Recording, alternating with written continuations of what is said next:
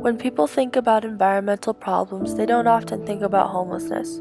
But in fact, homelessness contributes to a great deal of challenges to the environment within our communities.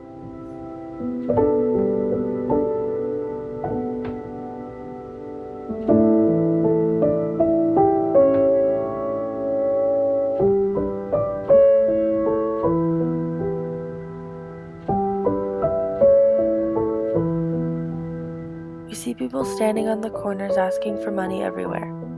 But have you ever stopped to ask about their story? I wanted to find out firsthand from people who live this way, so I decided to see what I could find out.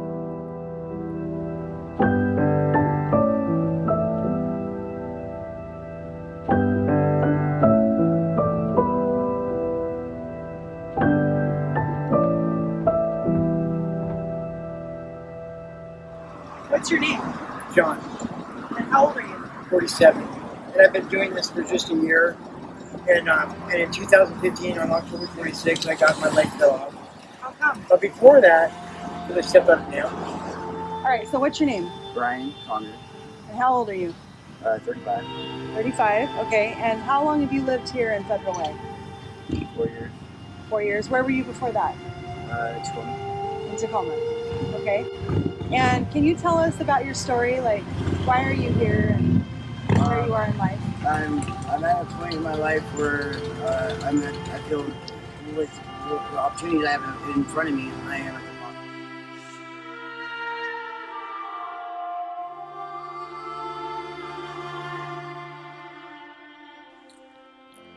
In an interview with the navigation team, Seattle's community response to the homeless crisis and tent camps in Seattle, the environmental problems and concerns were outlined.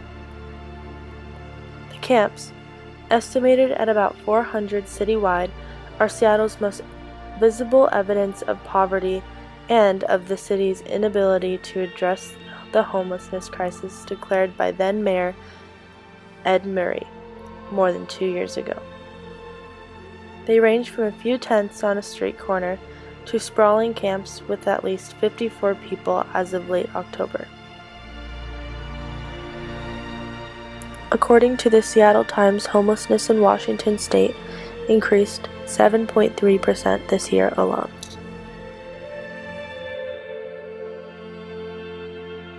The need for a different approach was also underscored by public safety concerns, including the jungle shooting, incidents of sex trafficking of minors, and the 2015 slaying of a homeless woman. Public health and safety problems can get a camp closed quickly. The lookout signs include burrows that indicate a rat infestation, a fire set too close to trees, and trash accumulation.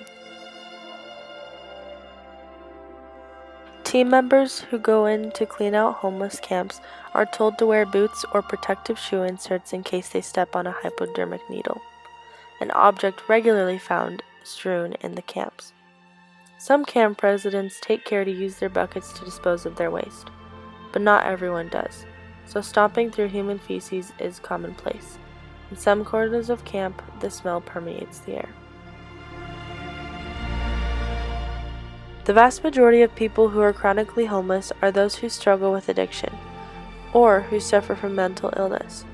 These individuals collectively have an environmental impact on our communities because we have difficulty sustaining such a large population.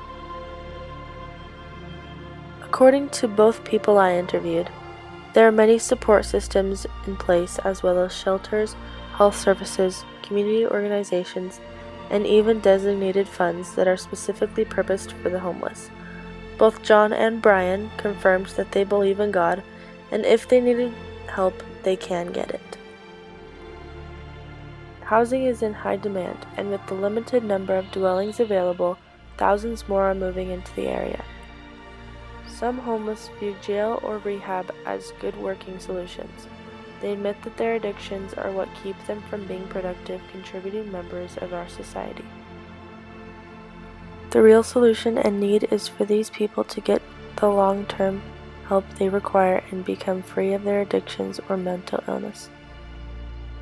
The homeless men I met both said that they were at rock bottom and have at different times gotten help, yet returned to their disease.